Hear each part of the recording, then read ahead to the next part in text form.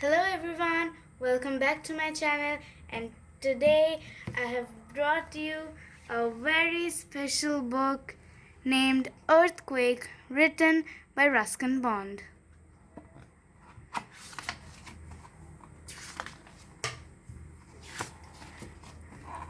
Grandfather's bath. Whenever there was an emergency, grandfather happened to be in his bath. He was in his bath when a wild elephant smashed its way through the garden, trampling grandmother's prized roses and sweet peas and bringing down the garden wall. He was in his bath when the roof of the house blew away in a cyclone. He was in his bath when a visiting aunt went into hysterics because there was a baby python curled up on her dressing table. On all these occasions, he expressed surprise that anything could have happened during the 20 minutes he was in his bathtub.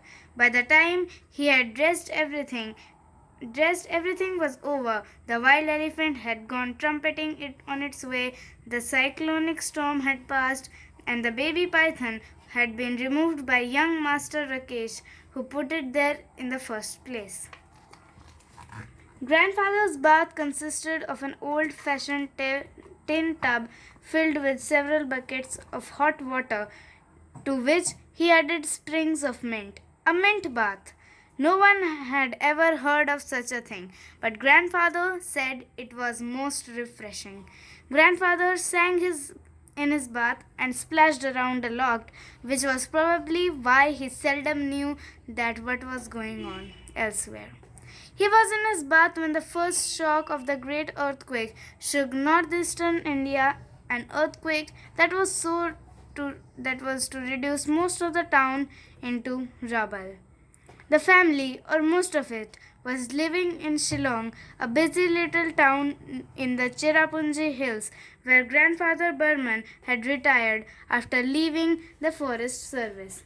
He had bought a large old house on the outskirts of the town, a house so large and so old that most of his pension was used up in constantly repairing it.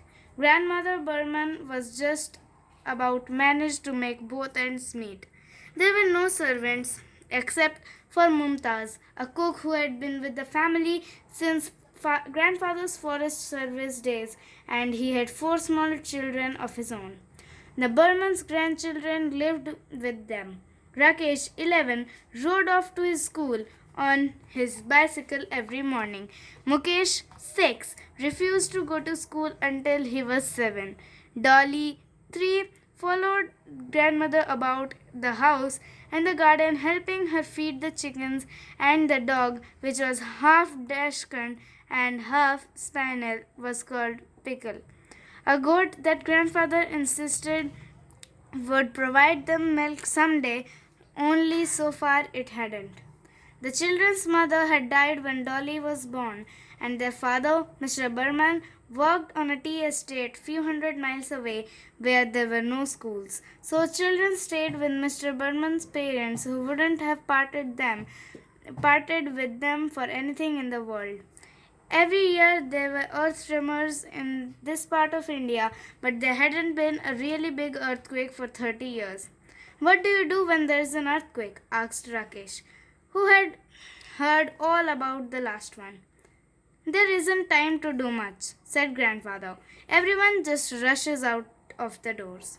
I'll stay in my bed until it's over, said Rakesh. I'll get under my bed, said Mukesh. It can't find me there. It's best to stand in a doorway, said grandmother. If you look at earthquake pictures, you'll notice that the drone frames are always left standing. Although Shillong was in a region where earthquakes sometimes happened and the family liked living there. There was a lake and a colorful bazaar, and grandmother's garden was full of butterflies, birds, and exotic orchids, as well as fruit trees and trees that were fun to climb. Rakesh liked roaming around the town on his bicycle. Mukesh enjoyed the sweet shops in the bazaar when he wasn't wrestling in the dust with Mumtaz's two boys.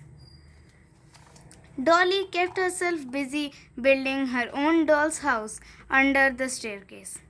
Life moved at a gentle pace in Ceylon.